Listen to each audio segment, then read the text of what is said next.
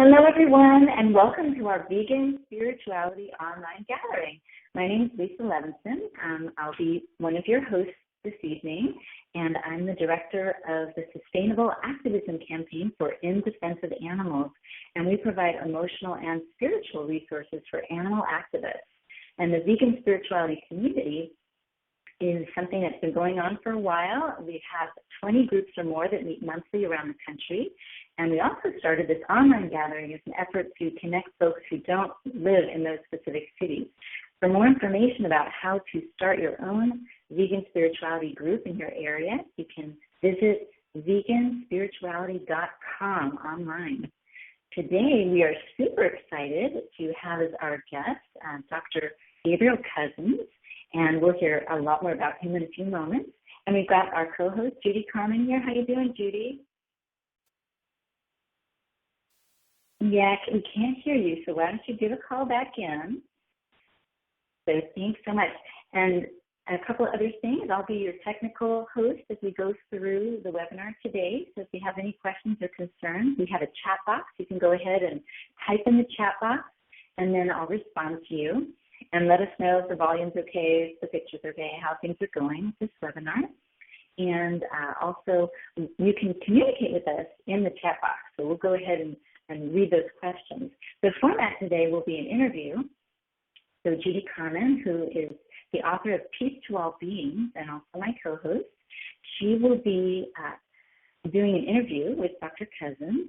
So the first part, you'll be hearing us, and then after that's completed, we'll go ahead and open it up for questions. So everyone in the audience, from wherever you are, you can ask Dr. Cousens a question yourself, either via phone or through the microphone on your computer, or you can do that via the chat box. So there's lots of ways for us to interact, and that's what's so great about this online forum is that we can all connect with each other in so many different ways. So thanks to everyone for joining us this evening. This is a real treat.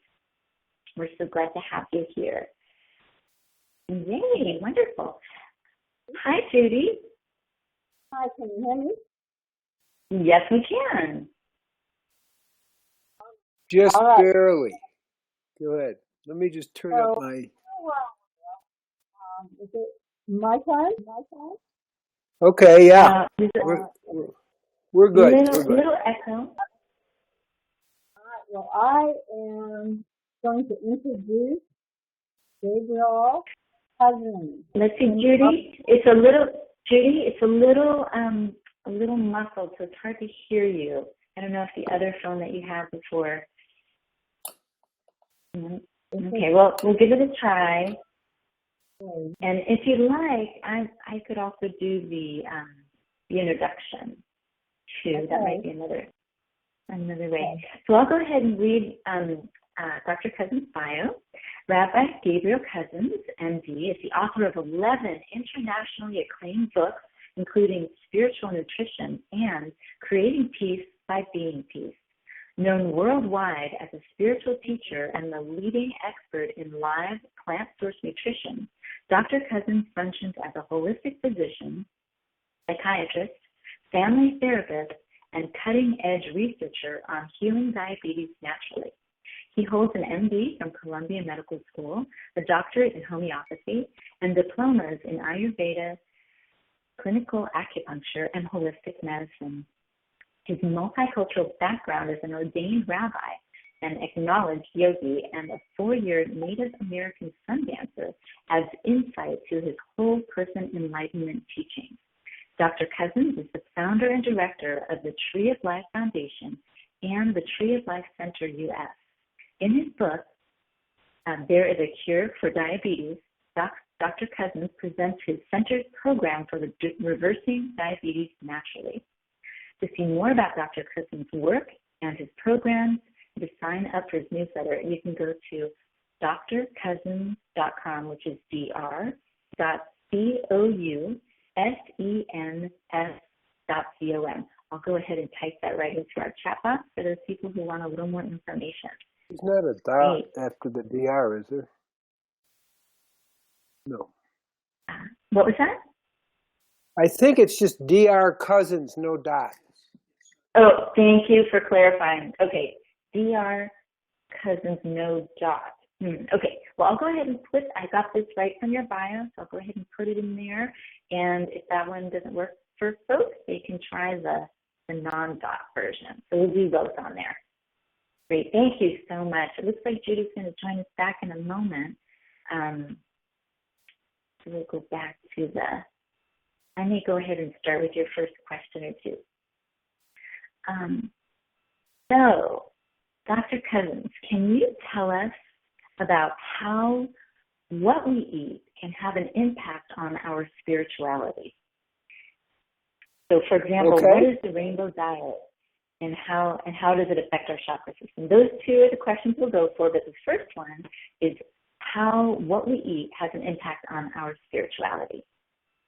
So the question I ask, and I've actually been a vegan for 43 years, 1973, is what we're eating uplifting the web of life on the planet? Okay? And is what we're eating creating holiness and sanctifying our lives? So one reason I'm a vegan for 43 years, it's very clear that the vegan diet, no death in what our food is, sanctifies our life and brings holiness into our eating. But that's very important. And more than that, it uplifts the web of life on the planet. So that's a very general but very specific effect of choosing to eat a plant-based only way of life.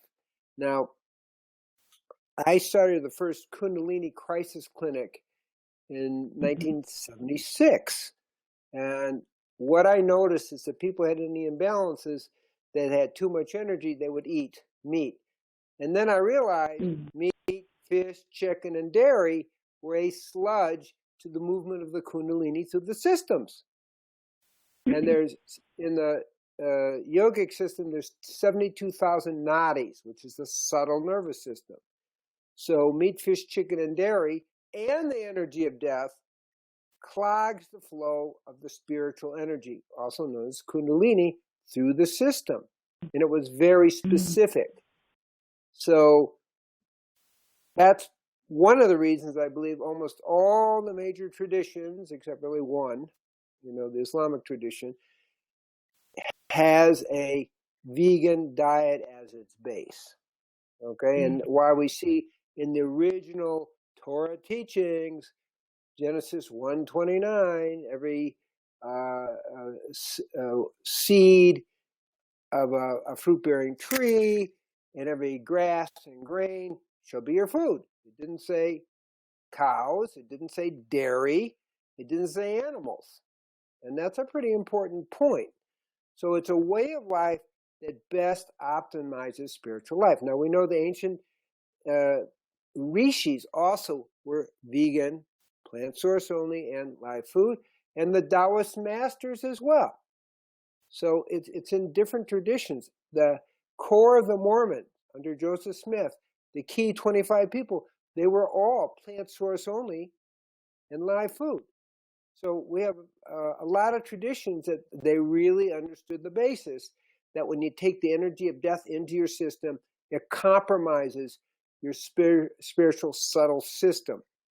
That's the 72,000 nadis. Now, I want to point out that not only was Moses and obviously Joshua were live food vegans, okay, but also Jesus and all the disciples. So Jesus' brother James only had water, didn't have milk, only had water and bread and vegetables. So it's really part of the whole, Western tradition until obviously over time in 326 BC with the Romans, they came in and disturbed the whole teaching. So it's a pretty important thing to make the system work. So when the chakras, and I'm going to use another term, which are called koshas, which are layers of the mind, when we bring the energy of death in, it actually clogs those channels, the layers of the mind, the 5 layers of the mind, the koshas, and all the chakras and all the nadis which connect everything. So it basically acts as a sludge to the spiritual energy, which we call kundalini. So when we eat this way, we are creating holiness and sanctifying all creation. And in that way, we bring the energies of the heavens into the earth, which is what I like to do with an opening prayer. I'm going to do a very short prayer, which merges the heavens and earth. That's the secret of eating in a holy way. Okay, L'Shem Yakud Kudushabri Hu Ushihinte Bi Ilu Ilaihed Shem Yuki Bavavke Idasham Shem Kuzrael Kolam. Amen. That's the secret. We're bringing the energy of the heavens into our earthly life.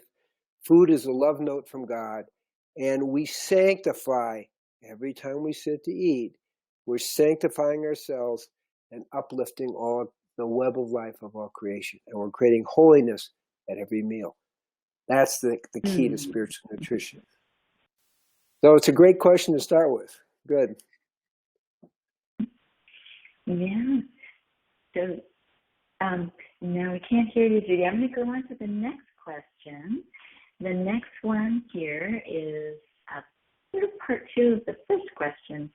Maybe you could share more about the rainbow diet. I think you talked about the nadis in there too. Is anything else you'd like to say about the rainbow diet? Yeah, the rainbow diet is based on the fact that we take a variation of colors in.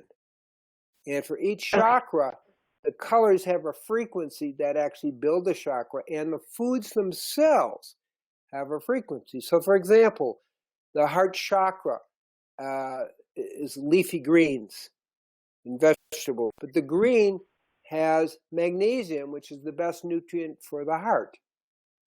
You see, so each chakra has a color. That's why it's a rainbow, and that's really, again, why a plant source only diet has all the colors to activate all the chakras throughout the space of the day. Wow, so that's how that is works. So fascinating. I love that. Yeah. So it's really fun. The rainbow diet really is honestly a full plant source only vegan diet. It embodies the rainbow nature of this way of eating. Thank you for sharing that. I'm going to move on to the next question, and Judy will join us when we can hear her voice. And this is directly from her. She says that she's kept a quote from one of your books as a precious reminder. She doesn't recall which book it was, but the quote is, "If we allow our hearts to contract, then we shut ourselves off from the love energy of God. So we will not shut ourselves off from emotional hurt, but keep the heart open. This leads to the full flowering of the heart chakra, and we rise above emotional pain." So our listeners are activists for animal rights and are continually confronted with the horrors that human beings perpetuate upon animals. They are activists because their hearts are so open to the suffering of others. And one of the reasons for vegan spirituality is to support each other, to find the spiritual strength to continue this work for the animals. Can you tell us more about how we can keep our hearts open in the face of the cruelty that we witness? Well, it's a really deep question, and I'm going to start how I became a vegan. So my wife is pregnant, and we both had a dream. This is a while ago, 1973, with my daughter, and we both saw a chicken inside, and we all got the idea of the sacredness of human life, and the next day we were vegans. It starts with seeing the embryo as a chicken. So it kind of blew our minds. It was a very strong hit. Now, where does that take us? Obviously, from my point of view, it's really sacrilegious. It profanes all creation when you're eating animals, killing animals and eating them. Okay, now that being said, what do we do about your heart opening? So I wrote that in my book, Spiritual Nutrition. And what I was talking about is as you open up, you get more sensitive. And I was talking about myself. So I was sensitive not just to the pain of other humans, but to the pain of animals. Okay, and I'm already rather die than eat meat. Okay, it's like I'm already. That's not a discussion, but I'm feeling the pain. You go in the store and you have to smell the smell of the dead animals if you're anywhere near. Go to Whole Foods or whatever. It's like I can't. Okay, so what I discovered is that I had to clear within myself all the things within me that could resonate with the pain.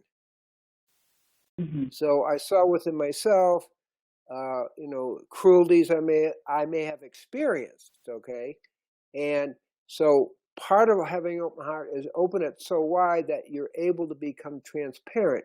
So you feel the pain, but it doesn't resonate with those painful parts in you. You've cleared those. So some people, and I'm going to talk about myself, felt that the cruelty animals faced was reminding me of maybe some cruel moments in my own life. We had to clear all that so I could resonate, feel the pain, but not be overwhelmed by it. And so it's both for animals and for humans. I was feeling everybody's pain. It's like, well, this is a hard way to live, okay? It was more than a little bit. And so when I realized I had to be able to feel, but let it go through me, then I could, maintain that high function and not be brought down by all the pain. Okay, now, one of the things that happens, one of my teachers, Swami Prakashananda, said that when you kill an animal, you're creating pain, fear, and misery and contraction. And when you eat that, you take it into yourself. And that causes disease and misery. So part of it, as we're healing, because I was not.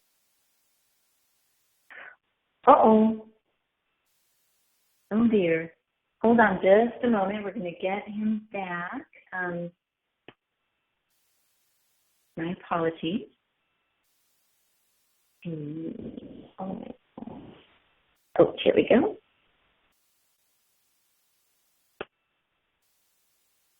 Here we go. Sorry, everyone. Good. Hi. Okay. We can hear you just fine. Apologies. So what I'm saying is that I had to clear within myself all the animals I had eaten. I was not raised a vegan. In fact, honestly, I grew up in Chicago in the 50s. Like, whoever thought of being a vegan? I didn't even know a vegan until I was 28, okay? Honestly, so because this is a different era. And it's like all the pain that you take into yourself, that's reverberating within you. So all that has to be purified and cleared out. And then your heart can fully open and you can feel the pain, but it's not resonating within you because you don't have those painful pieces within you. Does that make sense? So I cleared all that. And people need to do that because it's just a heavy burden to feel. Now, it is true. The main reason people become vegan is actually animal cruelty. Second is for your health. Third is for the environment. Now that's really interesting. So animal cruelty is the number one motivator for people becoming a vegan. Just as a point of interest, at least in a poll that was taken in 2008. So it's a big deal, but it's the cruelty within ourselves that needs to be eliminated. Okay, and if you look at, I'm going to kind of get a little bit off subject, but right on the point. You look at the people who have done these mass murders and all these women, killing of women and stuff. They start with animal cruelty. Okay, they actually start that way, and then it expands beyond that. So it sets a very dark force within people for animal cruelty, and people work in slaughterhouses have the highest, very high rates of suicide and homicide. So animal cruelty creates a very negative thought form within people, and it can grow. So I when they look at these teenagers that have done these mass killings, a lot of them were involved in animal cruelty to begin with. So it's actually a very deep, deep problem in the human psyche. And so we have to clear that within ourselves, and then we can really work to take care of people, and the animals. And I think that's probably the best way to understand. So we have to clear ourselves so we're not always in pain and we can be most effective.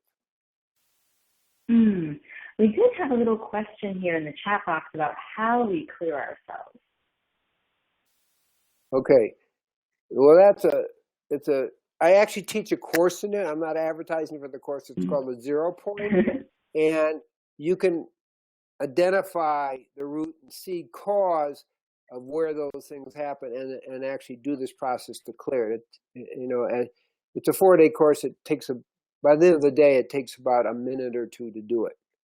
And you can see where that seed of cruelty began, where you were both either cruel or you created cruelty, and you can clear it. But if you don't have time to take the course, we teach it at the Tree of Life here out here in Arizona. Then the first thing is acknowledge that it's there. You got to start somewhere, and if you're really feeling it so deeply, you know it's there, and then begin to try to erase it. Get to the root of it and let it go.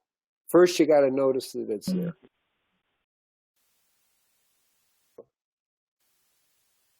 And then you go deeper if you want.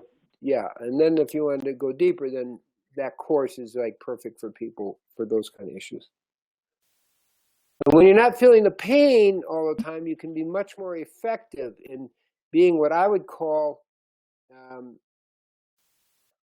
person that there's like 3 levels, okay? You can dominate, which is what we see today, and that you're doing animal cruelty, you're killing animals, you're doing all these really bad things. Then dominion means you're a protector, stewardship. But the 3rd level is where you feel your oneness with all of creation. The animals are not separate from you. They're part of your family. You're feeling the oneness with all of creation. And then, so animals are treated as if they're part of you. So there's 3 levels. Steward is good, but it's still separate. Dominion steward is, okay, at least we're protectors. That's at least what the Torah says. But to dominate, that's what we're seeing today. And that's a serious imbalance. So dominion, good, but oneness, better. Because then you're operating as if the animal's part of your family, and they are. When we really get it. So that's the key where it really, the oneness is very key to understanding this. It's a deeper level, and that's more from meditating and connecting at a soul level with the soul of the animals and yourself and so forth. Well, I'll just say that it's really important part of life is to honor all of life. Okay, and if we're killing animals, we are dishonoring life. That's, to me, the big deal. And to live in a way that you're dishonoring life is a very serious mistake, because you dishonor yourself because we're part of life. Yeah, that's so important for everyone, is to take good care of ourselves, and I think you highlighted that so well. And I know most of your work, a lot of it is devoted to helping people ascend to a higher consciousness, like the oneness you were just describing. And one of our visions in vegan spirituality is a world in which people have reached a consciousness of love and of ahimsa. And in such a world, animals would finally be free from human domination and exploitation. Do you feel such a global consciousness is attainable for humanity? I'm an optimist, okay? And I just finished my 13th book, which is Conscious Parenting, okay?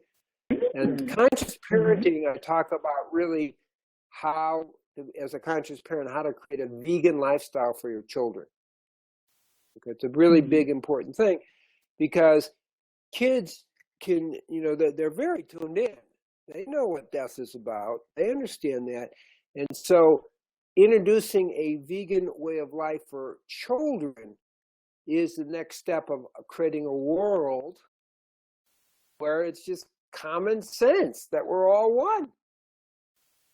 It's common sense. It's like, so I do a lot of work in the book, Conscious Parenting, on how to become, create a whole vegan lifestyle for the children so that they can feel their, again, oneness and connection with the animals. I think it's really important. There's a lot of fear around all this, and I'm talking about children right now because that's the key to the future, is the children. So one of the things I cite is I have a master's program in veganic, organic spiritual nutrition. And one of the master's thesis we kind of came up with some of the issues in this, and they studied 117 parents, pregnant mothers, who were vegan live food, okay. And what we found is the kids who were born were roughly in the top third of height and weight, because we didn't want to have it subjective. What's the height? What's the weight? That will tell you the quality of health. So vegan children, vegan live food children at birth were in the top 1/3 of healthy kids. Now that's very important. That's the only data we have out on there.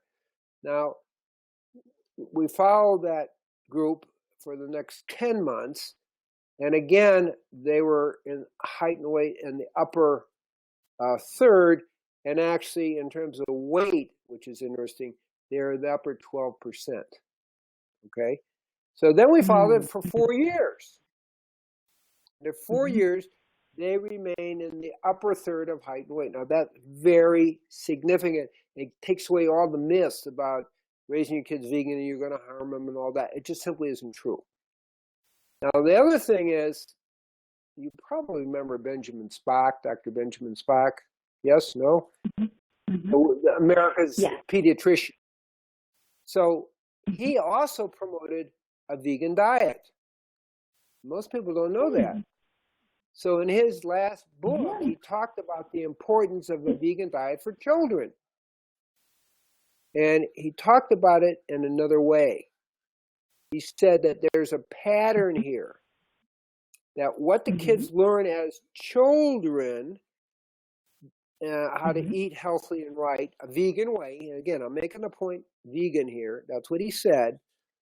For all children, is that then that's going to cut down on heart disease and cancer and stroke and diabetes and all the chronic diseases later on in life. So he said, if you can get them to be this way, not only is it good for their consciousness because you're not eating death, but it actually is really good for their health. So you're setting very healthy patterns for kids. And then we have a variety of kind of teachings about helping the kids kind of appreciate what it means to not be killing animals and so forth. So that's my book, Conscious Parenting. So I've addressed it for the next generation. I feel very optimistic that that is going to happen. For a variety of pressures, we all do it. Now, Rudolf Steiner, whom people may or may not know, he said, actually, in terms of the Messiah coming, he said the world needs to become vegan first.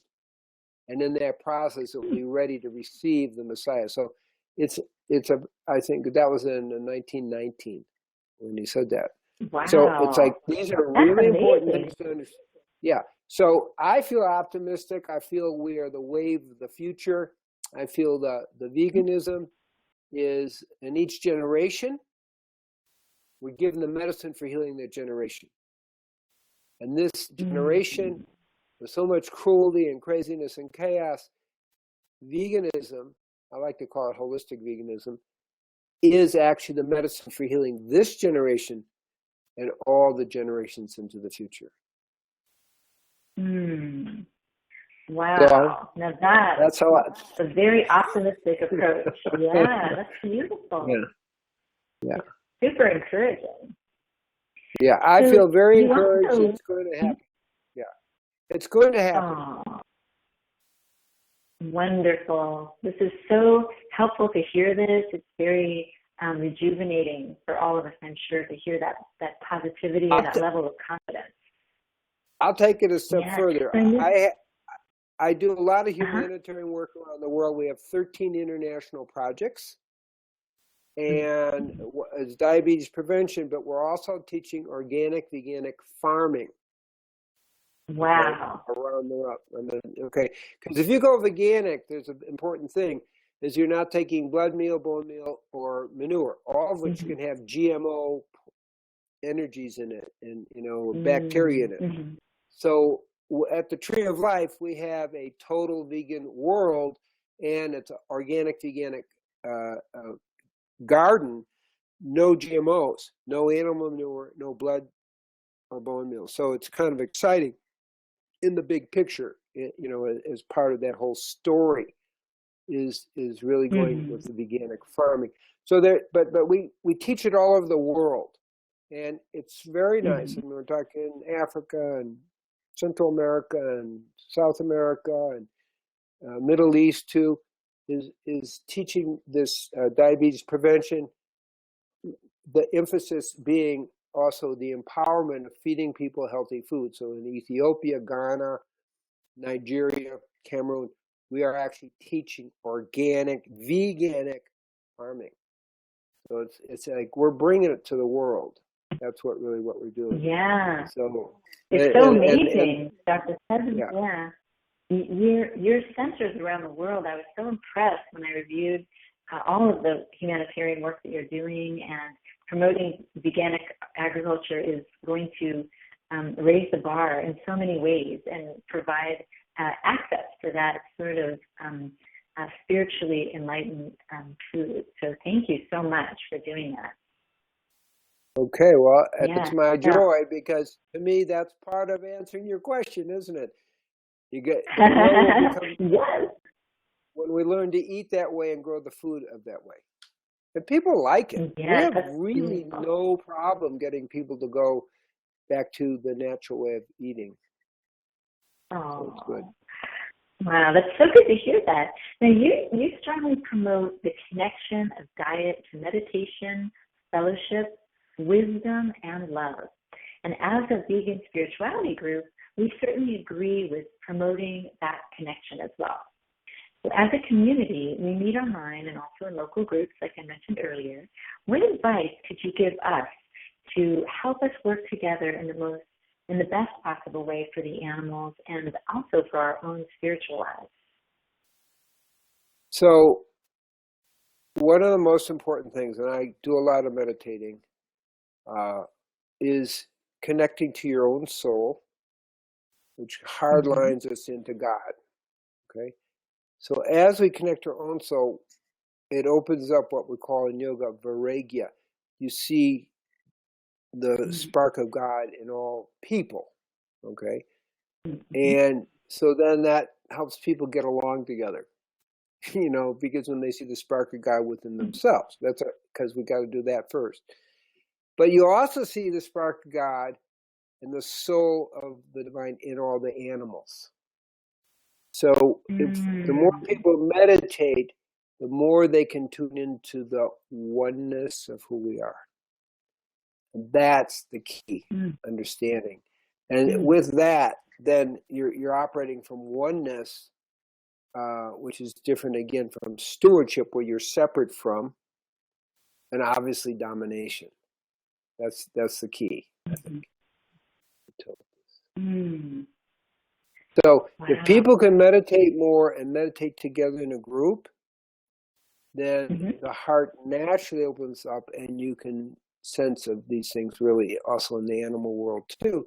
You feel the souls of the animals, and you can act much more compassionately, but really from the place of oneness, as that's just a natural thing to do. So you don't have to think, "Oh, I'm being compassionate." You actually feel oneness. It's a little different, and it's much more powerful. So meditating is the key. From my point of view, yes, because you connect to your own soul. soul of other human beings so people can get along as they're trying to work together. And then finally, ultimately, you really do understand the soul of the animals. And there are lots of different stories about how humans and animals connect at a soul level, and so it's true, okay, but you don't open to that so quickly until you're experiencing at least your own soul, okay, and then from that, then you can begin to experience the soul of other humans and ultimately animals, in their unique role in the web of life. So that's, to me, the best advice I can give. And then it's natural. You're not coming from a theory. You're not coming from your emotional pain. You're coming from your oneness. Wow, that's lovely. Thank you so much for that. It's something many of us have heard about, and some of us practice meditation regularly, but to understand the deeper connection and how it really impacts our ability to practice vegan spirituality, that meditating is an essential practice. Absolutely. Thank you so much. Yeah, that's wonderful. I wanted to invite perhaps other folks, because we asked you all the questions that Judy had prepared, and she's still with us here in spirit. I wanted to invite other folks who may want to ask you a question or two. So you can, if you're listening, if you're on the computer, you can type some questions in the chat box, or you can use your microphone to join us here. You can also, if you're on the phone in a moment, you'll see there'll be an announcement to give you directions of how to ask questions on the phone. So we'll go ahead and do that so that you'll hear a little announcement right now.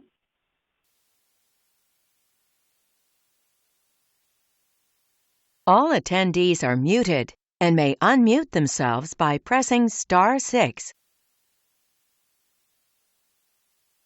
Well, if you've heard that, then you know if you're on the phone, you can press *6 to ask Dr. Cousens a question directly. And if you're on the computer, you can use your microphone by clicking the mic icon, or again, you can type a question in the chat box.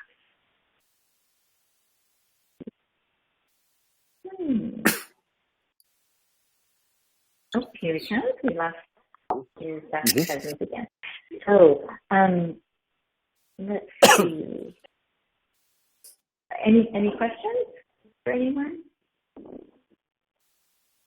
I just have one question, Charleston.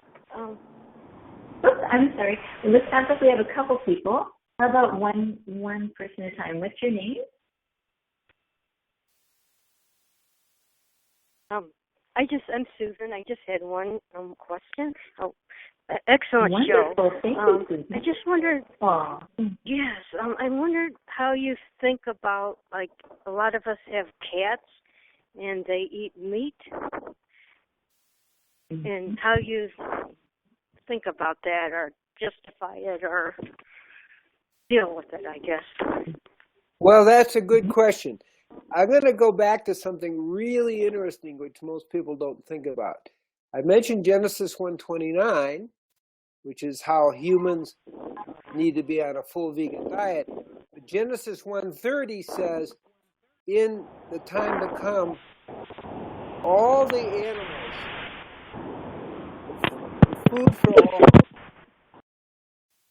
the food for all the animals will be vegetarian. Genesis 1:30.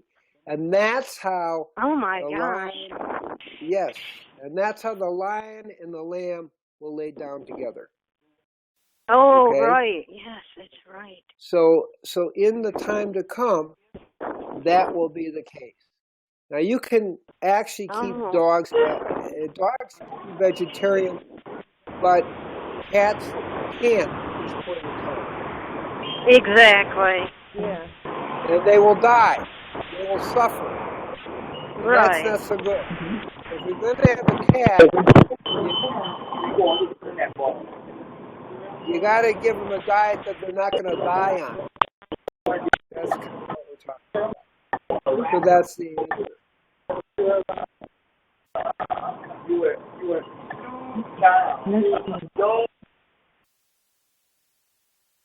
Okay, So that's a it little sounds better.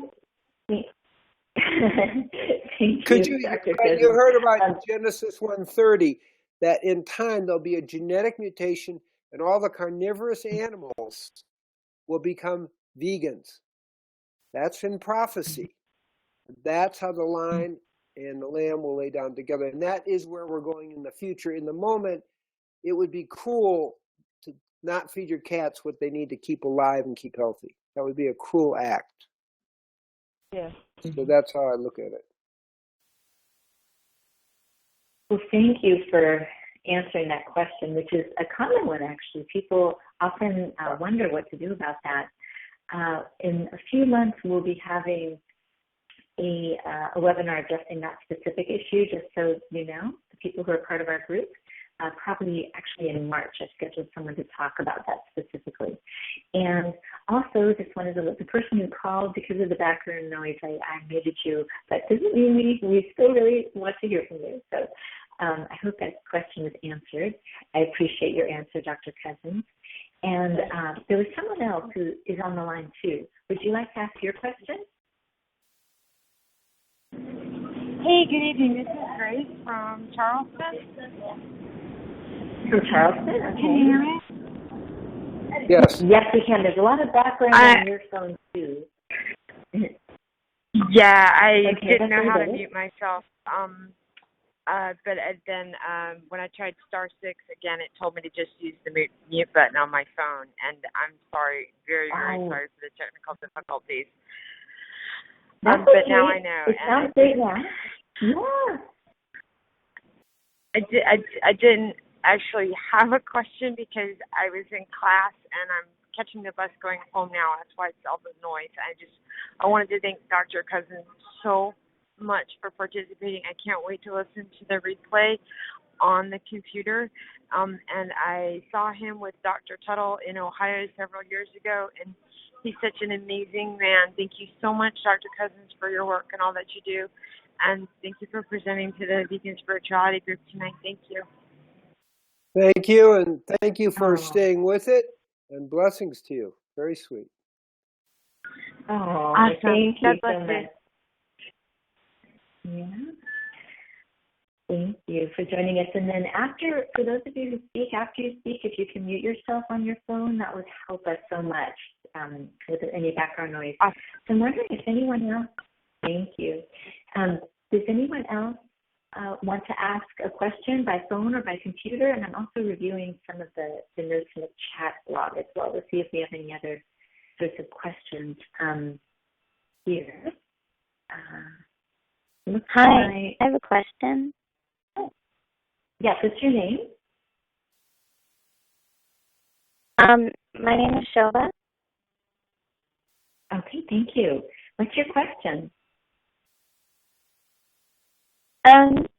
My question is, it's more of how to interface with people, but it's also, to be nutritionally complete. I have a teenage son, and we recently went through a molding, and so I'm trying to rebuild his health and his respiratory system in particular. I wanted to find out if Dr. Cousens has any suggestions on the nutrition for teenagers or teenage boys in particular that would be any different, or any suggestions for keeping that more balanced. And he has kind of a more Vata Wind type body. I don't know if that's helpful.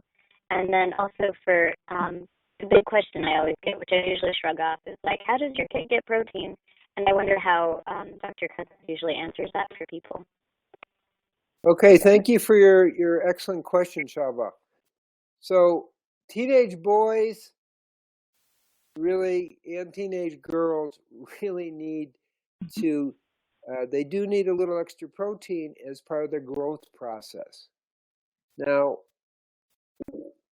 what the Journal of Nutrition says is that vegans really are eating probably twice the protein they need.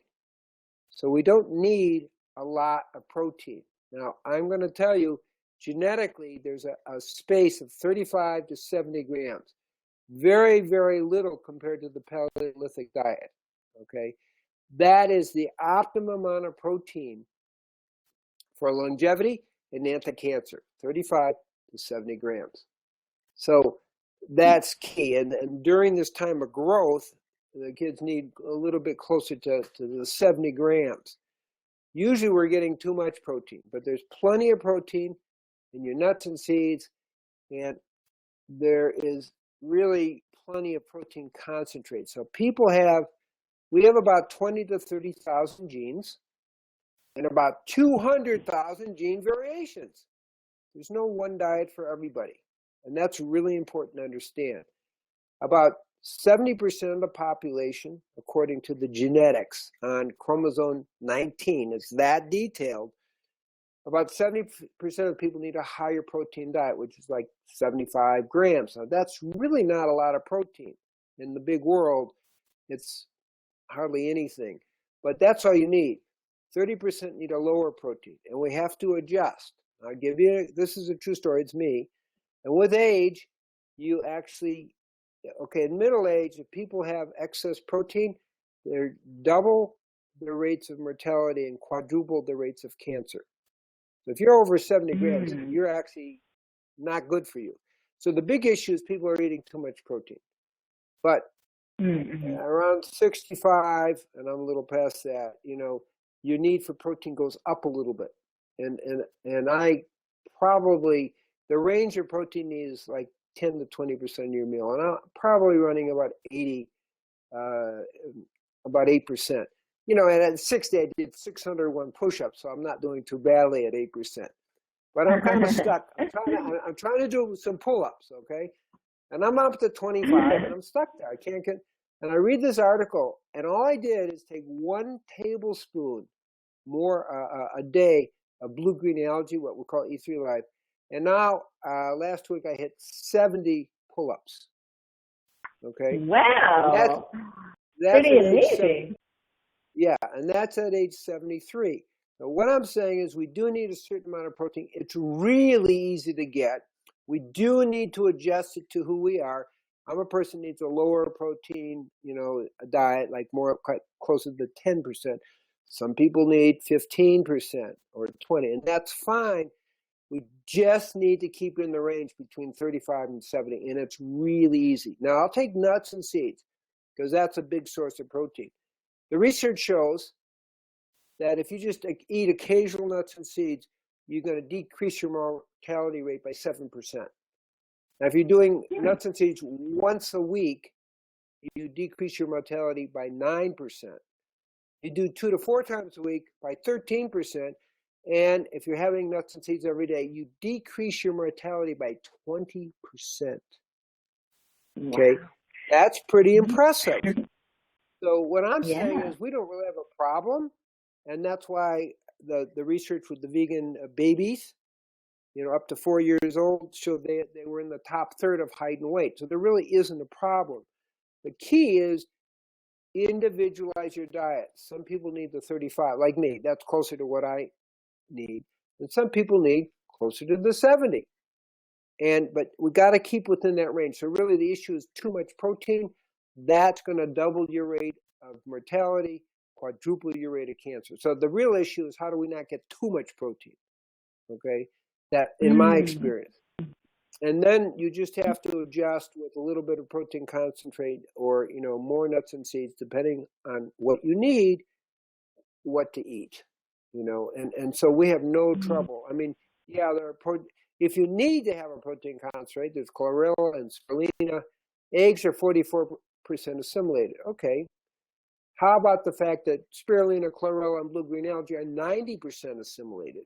That's twice, it's, twice as good as eggs in terms of assimilation.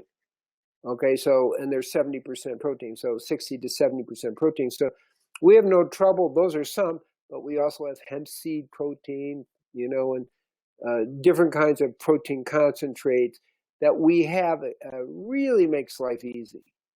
The big issue is don't have too much. Stay within the mTOR pathway, 35 to 70 grams, and that's optimal for longevity. That's really the key to answer to that question. Teenagers need a little bit more protein in general because they're growing. Girls and boys both, they're growing. And that's easy to do. And pregnant women, they need a minimum of 70 grams. So we have to go with it. There is no problem. I just made the point. Pregnant, vegan mothers, 80% live food diet or even less, live food vegan diet, their babies are in the top 1/3 of height and weight. Now, you just can't beat that. It's like, that's pretty clear. It's safe and good. And the same with teenagers. It's safe and good. They need to get the higher, even if your person's a low protein person, you need to up it a little bit, while you're a teenager. Go to the 70 grams. But don't go above because it's not healthy. Thank you. This is good. Oh, thank you for answering that question. You're welcome. You're welcome, Shelva. You're welcome. So your teenage boy will be fine. Here's a related. Oh, we have a related question that came in on our chat box, which is, why do some people not do well on the vegan diet? Okay, so it's very clear, and there are lots of stories of people not doing well because they're not paying attention to their body. We are unique, sacred individuals. And once we get that, it makes it easy. 30% need a lower protein. Now, if you're going to tell everybody they need a low protein, okay, I do low protein because that's my constitution, okay? But 70% need a higher protein. So if you're giving low protein, they aren't going to do well. They need to do it according to their constitution. And one of my concerns today is that we have some people out there teaching who are insisting it's got to be a low protein, high complex carbohydrate diet, low fat, and they end up eating fish once a week. And that's embarrassing to me. 99% of the people I work with are better than that. In the last 40 years, I only have had one person had any difficulty, and this is a lady born by the Arctic Circle. So she had more of a genetics tended to, so she had to have fish once a week. But really the answer is individualize your diet. Know that 70% of people need a higher protein, higher fat, lower carbohydrate. Okay, so if everybody tries to be like a cow and think, everybody has to have the same diet, it's not true. So once we individualize our diet, so I get 99% success rate because I individualize people's diets.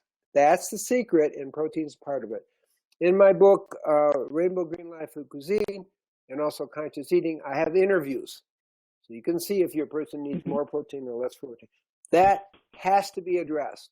The other problem is the low-fat scare. Now, the research is very clear, that cholesterol is not a problem.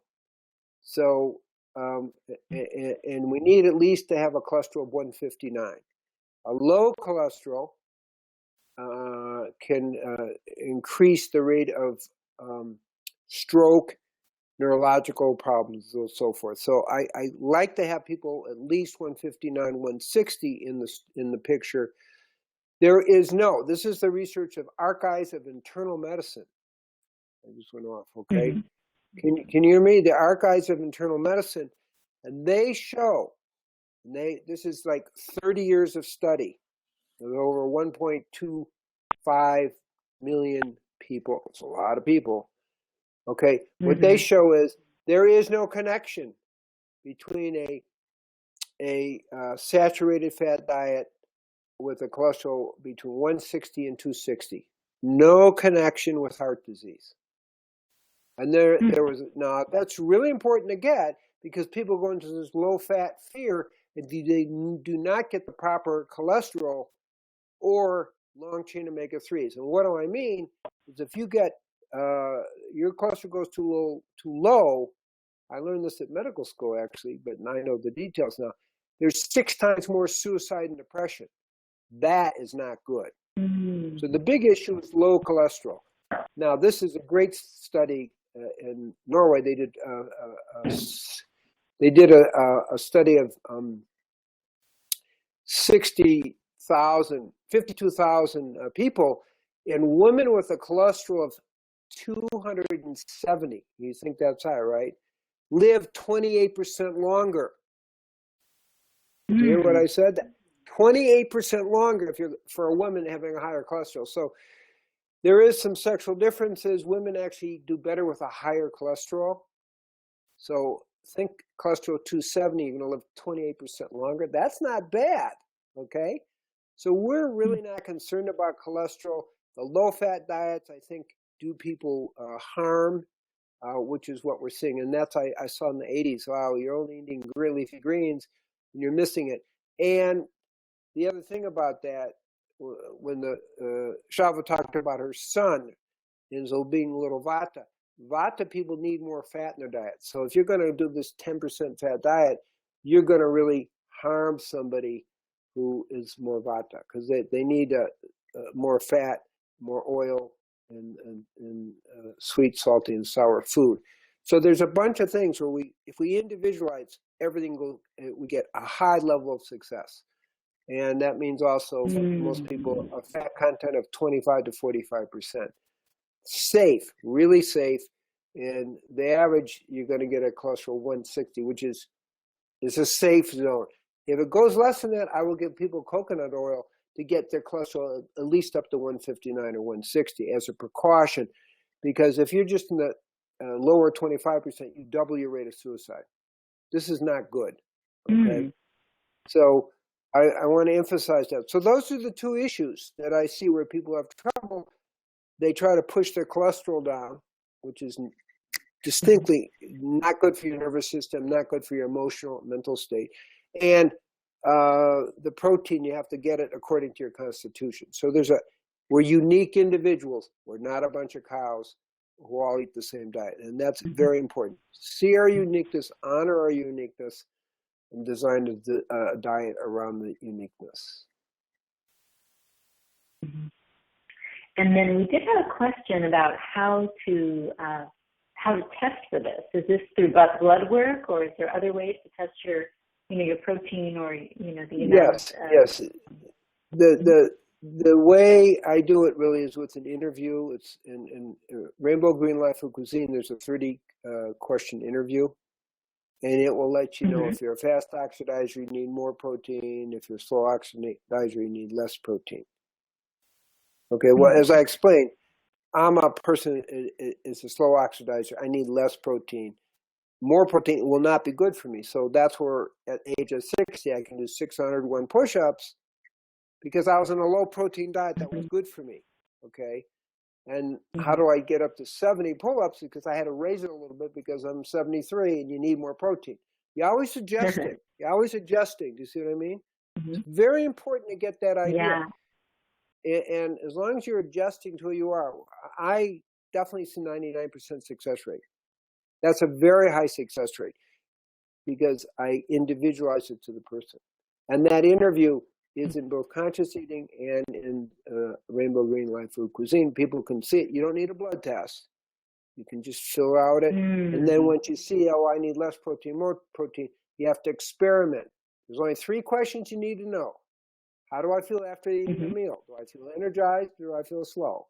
Okay, number 1. 2, do I feel energy all day long, or am I hungry in 2 hours? Okay, and really the third question is sense of satisfaction. How do you feel with it? What are you drawn to? So those are your 3 simple questions, and when you're doing it right, honestly, you will have energy all day long. That's the key. And that's how I help people fine-tune it, okay? So 99% success rate. So if you don't know what you're doing and you think it's one diet for everybody, you're really going to get the wrong answer at least 70% of the time. Well, thank you so much for clarifying all these things. We have, I think, one more question, and then we'll go into our closing. And I know you volunteered to lead us in a closing prayer, which is so we're so delighted to hear that. So there's another question about gluten. what is your perspective on gluten? Like Well, wheat gluten. yes, I understand. The ancient Taoist women masters basically talked about walking on the jewel pond. This is 11th century. And they basically say bigu. Mm-hmm. What does bigu mean? It means no grains. So they were aware of the fact that there was something inflammatory. The women had figured it out, the Taoist women masters, okay? And so now we get more refined, we can see, okay, gluten-gliadin grains. So what are the safe grains they have, okay, that don't inflame the nervous system and don't inflame the brain and don't inflame the gut, okay? So that's going to be amaranth, teff, okay, millet, buckwheat, and quinoa, and actually rice, brown rice. So those don't have gluten and gliadin, and some people need more of that in your diet, okay? The inflammatory ones we want to avoid because they seriously inflame the nervous system, okay? And that's really a key concept.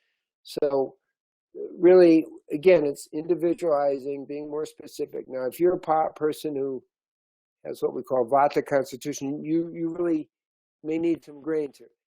I'm a more kapha. Grains really aren't so good for me. So I don't really have hardly any grains in my diet. So I'm mostly just eating vegetables and sprouts. So the question is, stay away from gluten-gliadin grains. Now, oats are, I started thinking about grains, see? Oats are actually don't have gluten and gliadin, but they're often milled in places where they're milling wheat, and so they can have gluten and gliadin in them.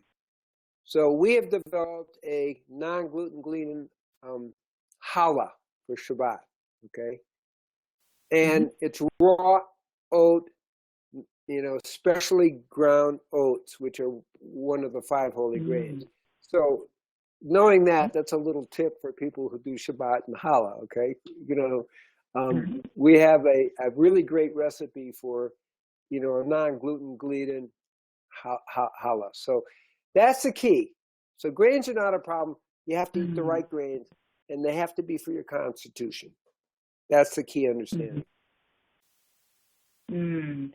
Well, Dr. Cousens, you have really given us a wealth of information today, so much about our diets and being vegan and spirituality and the connection between all of them. And your life's work is such a wonderful tool for everyone to use, whether it's going to your center, reading your books, or all of the wonderful advice that you had to share with us. And I'm so grateful to you for being with us today. It was a very special to have you here, and we're very fortunate to be able to be part of your wisdom and to share that with others. So and I know Julie would say the same thing. Yeah, and I'm very pleased to be able to work with your group. It's just the perfect group I love to work with. I really do want to bless everybody that you master the subtleties of how to individualize your diet so that everyone is successful with the vegan diet. And as we grow spiritually, may people be able to share the wonders of the vegan diet with the whole world so that we can attain the vision of a vegan world. Because in every generation, as I said, we're given the medicine, and the vegan diet is the medicine for healing this generation. And may we be the medicine givers by our lifestyle, that we're so inspired, we're able to upgrade the consciousness of the whole planet. Amen. I hope. Oh, that's so beautiful. Thank you so very much, Dr. Cousens. Really, it's such a delight, and I know everyone will appreciate that blessing, and also about our calling to go out and share more about the vegan diet and way of life. And thank you for being such an inspiration to many of us who connect veganism with spirituality, and you've done that so well. So again, thanks to everyone for joining us, and special thanks to Dr. Cousens. We will be having a vegan spirituality retreat in Philadelphia on October 8th. So I just wanted to let you know, if you're in that area, if you're in New York or Pennsylvania, New Jersey, Delaware, any of those areas, please join us. It's a wonderful experience to be together and to celebrate our vegan values. And we also offer a very unique animal blessing at our retreats. You can find out more about that at idausa.org/retreats. So that's something that I put that in the chat box, so you'll be able to check that out. It's a wonderful opportunity to celebrate all the things that we were talking about today with Dr. Cousens.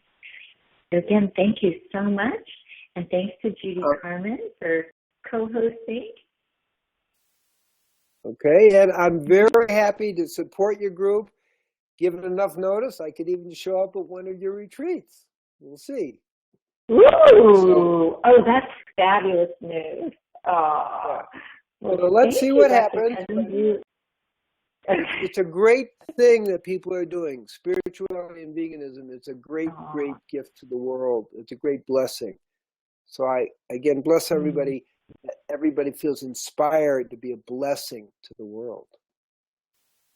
Oh, wonderful. Well, thank you so much, and thanks to everyone for joining us. A lot of people are saying thank you so much and sharing vegan love in the chat box. And for everyone, people are thanking you directly, Dr. Cousens, and sending love, love, love vibes out your way. And we will be sharing the chat box log with everyone, and also a replay link with everyone soon. So again, thank you so much. Have a lovely evening, and we look forward to seeing you again in a month when we have our next guest, Linda Fisher is her name. She is a Native American vegan, so we'll have an opportunity to speak with her too. So peace to everyone, vegan love, and thank you so much. Good night, everyone. Bye-bye. Have a wonderful evening. Goodbye. Good night. Bye. Good night. Thank you. Good night. Okay, very good. Good night.